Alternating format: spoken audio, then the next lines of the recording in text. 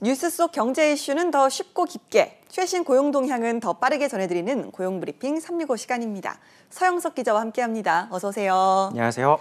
네, 오늘은 어떤 이슈가 있을까요? 네, 요즘 배달료가 올라도 너무 많이 올랐다고 합니다. 배보다 배꼽이 더 큰 상황이 되는데요.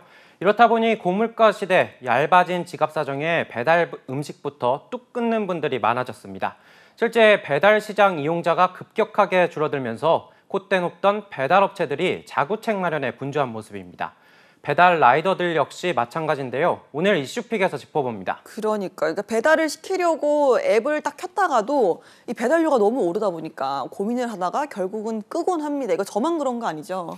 다들 마찬가지인 상황인 것 같습니다. 음식값도 올랐는데 배달료까지 비싸지다 보니까 3번 시킬 것 한 번만 시킨다는 분들도 있고요.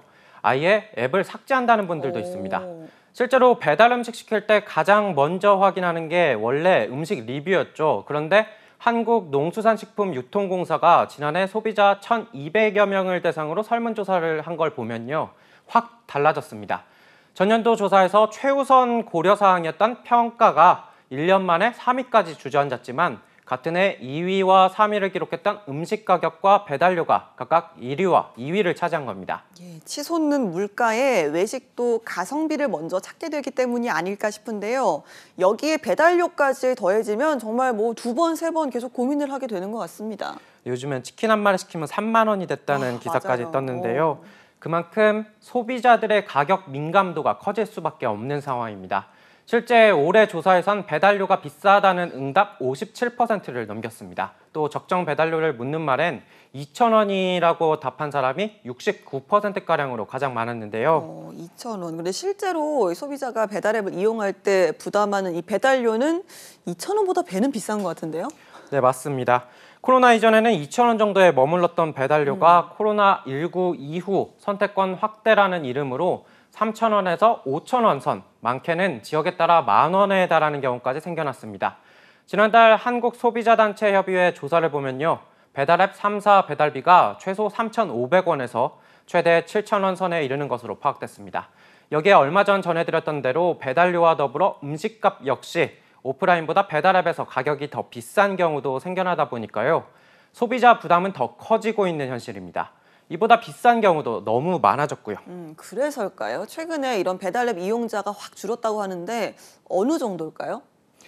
네, 한 빅데이터 플랫폼 조사에 따르면요. 지난달 기준 배달의 민족, 쿠팡이츠, 요기요 등 주요 배달앱 3사의 앱 사용자 수가 2,922만 명으로 석 달 연속 감소세를 기록했습니다. 3천만 명 이하로 떨어진 건 지난해 9월 2,979만 명 이후 5개월 만으로 파악됐습니다. 네, 당장 배달료 인상으로 이득을 보던 이제 배달앱들도 타격이 좀 클 것으로 생각이 됩니다. 네, 코로나19 이후 매년 이뤄온 두 자릿수 시장 성장률도 꺾인 상황입니다. 통계청에 따르면요, 재작년 배달음식 서비스 온라인 거래액은 17조 원이 훌쩍 넘었는데요.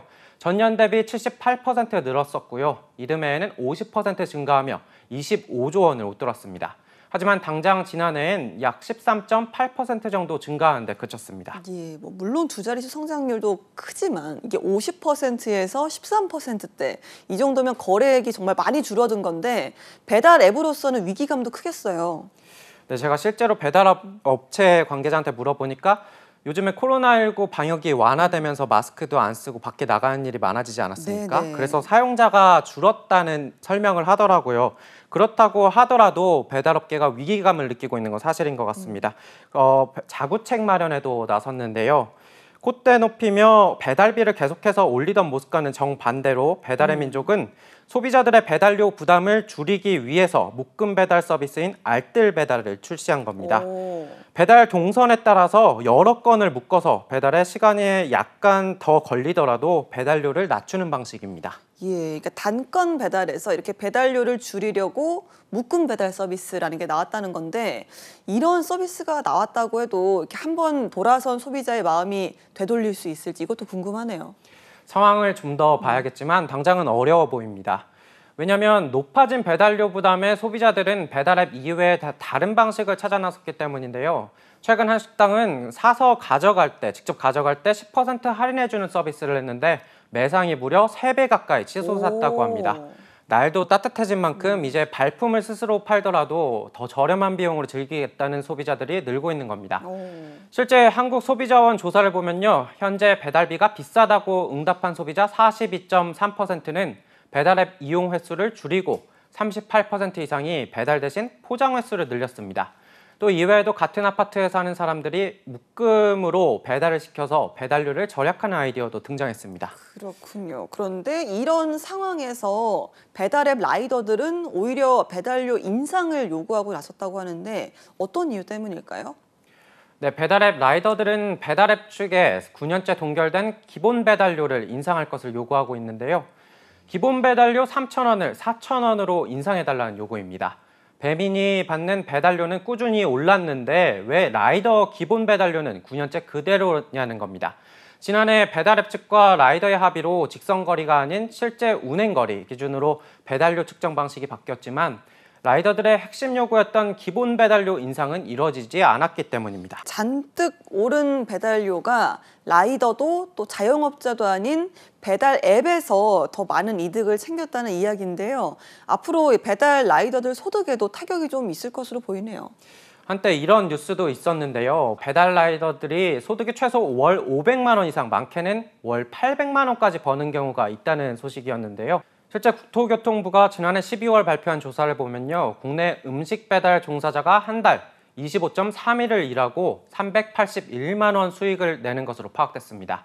여기에 각종 경비를 지출하면 순수입이 매달 286만 원 정도로 일평균 주중 37.4건, 주말 42.3건에 평균 운행거리가 주중, 주말 100km를 웃도는 등 위험 노출도가 심해서 단순 고소득 직종 분류가 무리수라는 지적도 나옵니다. 예, 그러니까 주중, 주말 쉬지 않고 일을 했을 때 비용이 그 정도라는 건데 여기에 최근 배달앱 이용자도 줄었으니까 라이더들도 고민이 좀 크겠네요.